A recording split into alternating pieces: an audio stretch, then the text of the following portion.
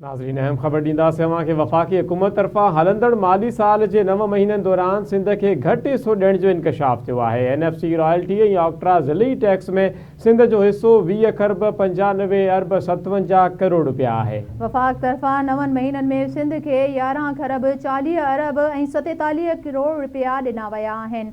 इन जा वधीक तफ़सील मालूम कंदासीं कराची में मौजूद आवाज़ न्यूज़ जे रिपोर्टर शहज़ाद जलबाणीअ खां।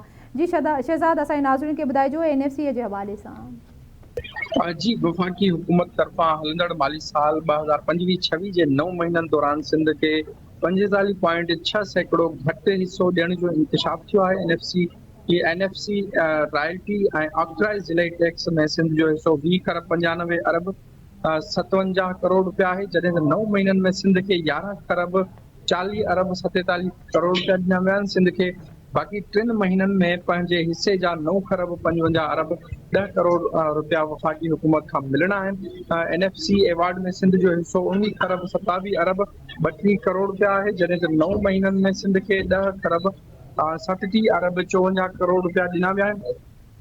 सिंध खे बाक़ी 3 महीननि में वफ़ाक़ी हुकूमत तरफ़ां 8 खरब 89 अरब 78 करोड़ रुपया ॾियणा आहिनि। तेल, गैस ऐं मेदनियात में सिंध जो हिसो 1 खरब 16 अरब 43 करोड़ रुपया आहे, जॾहिं त 9 महीननि में सिंध खे अञा ताईं 76 अरब 34 करोड़ रुपया ॾिना विया आहिनि। सिंध खे बाक़ी 3 महीननि में वफ़ाक़ी हुकूमत तरफ़ां रॉयल्टी जी मद में 40 अरब 8 करोड़ रुपया ॾियणा आहिनि। ऑक्ट्रा ज़िले टैक्स में सिंध जो हिसो 51 अरब 81 करोड़ रुपया आहे, जॾहिं त 9 महीननि में सिंध खे 26 अरब 58 करोड़ रुपया ॾिना विया आहिनि। सिंध खे बाक़ी 3 महीननि में वफ़ाक़ी हुकूमत तरफ़ां ऑक्ट्रा ज़िले टैक्स जी मद में 25 अरब 23 करोड़ रुपया ॾियणा।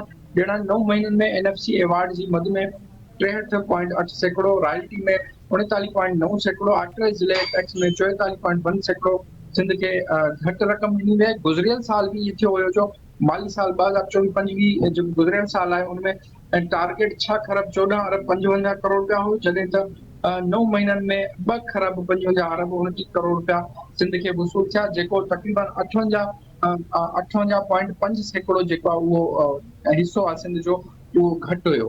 जी अच्छा शहज़ाद, हिन घटि हिसे मिलण सां कहिड़ा कहिड़ा सिंध जा प्रोजेक्ट मुतासिर थी सघनि था? जी, मुख़्तलिफ़ जेके ऑक्ट्रा ज़िला टैक्स वारा जेके आहिनि इहे उन्हनि जी मद में जेको हिसो सिंध खे घटि ॾिनो वञे थो, मुलाज़िमनि जूं जेके पघारूं आहिनि उहे पिणु मुतासिर थियनि थियूं ऐं प्रोजेक्ट जेके सिंध में हलंदड़ आहिनि उहे पिणु मुतासिर थियनि था इन्हनि सां। वॾी महिरबानी अव्हांजी शहज़ाद जलबाणी आवाज़ न्यूज़ के नाज़रीन खे अपडेट करण लाइ।